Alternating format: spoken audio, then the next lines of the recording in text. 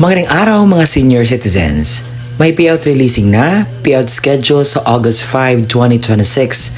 Alamin natin ang buong detalye sa balitang ito. Sa araw po na ito ay ibibigay ko ang 6 na bagay na dapat nyo pong makuha sa video ito. Una na riyan ang mga lugar kung saan may magaganap na payout sa social pension for indigent senior citizens.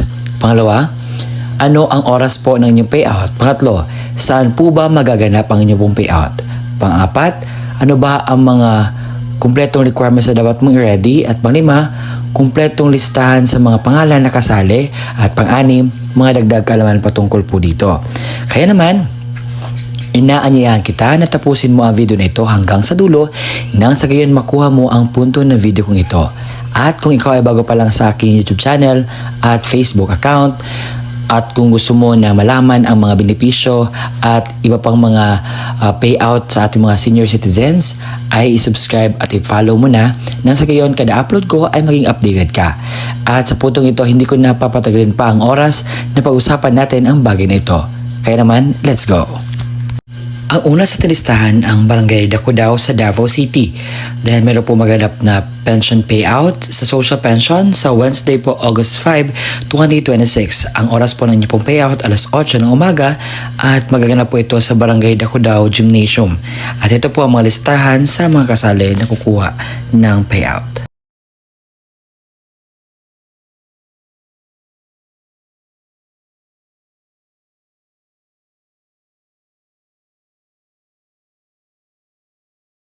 Sa munisipalidad ng Malidigaw ay meron po maganap na payout sa social pension sa August 5, 2026 sa alas 8 hanggang 12 ng tanghali sa 261 na mga pensioners. At magaganap po ang inyong pong payout sa Barangay Covered Court.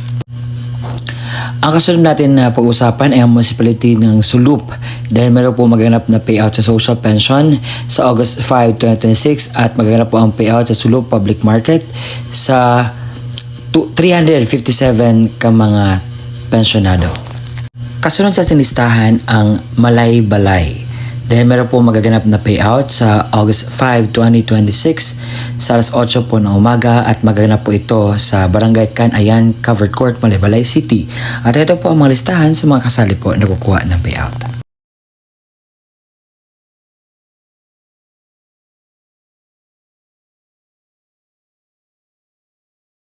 Sa Barangay Parian, Calamba City ay meron po maganap na payout sa August 5, 2026 alas 8 hanggang 3 po ng hapon at maganap po ang payout sa Farconville Covered Court Phase 1. At ito po ang mga kasali sa kukuha po ng payout.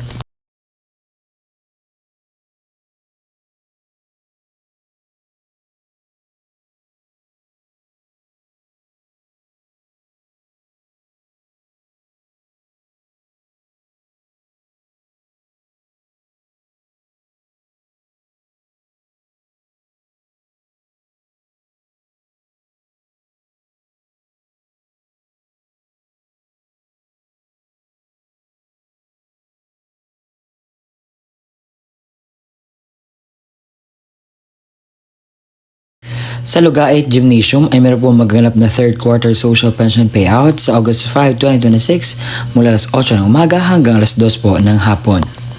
MSSD Social Pension Payout Schedule sa August 5, 2026 ang Barangay Buliok, magaganap po ang payout sa Buliok Covered Court. Sa Tinambakan ay meron po maganap na payout sa social pension payout sa August 5, 2026 at ito po ang mga listahan sa mga pangalan na kasali.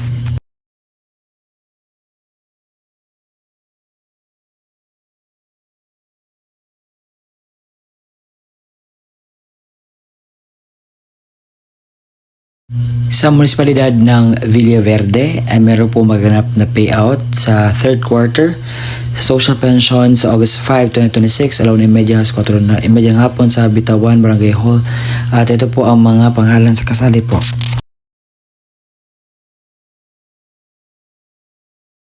Sa munisipalidad ng Maluso ay meron po maganap na payout sa social pension sa Wednesday, August 5, 2026 sa Upper Galerian, Abong-Abong, Limbubong, Muslim Area, Lower Mahayahay, Upper Mahayahay, Tamok at Tubigan.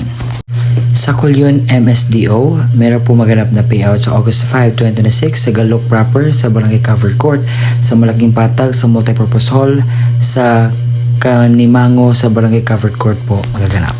Ang laging tanong at tinatanong sa akin kung legit ba itong payout na sinasabi ko. Ang sagot po nito ay oo naman po. The Active Social Pension Law in the Philippines is Republic Act number 11916, which is amended Republic of 1994, providing a monthly stipend managed by Department of Social Welfare and Development or DSWD na magkaroon po ng 1,000 per month. At sa puntong ito, pag-usapan natin ang requirements para sa social pension payout. Una, ang authorized representative or out of area.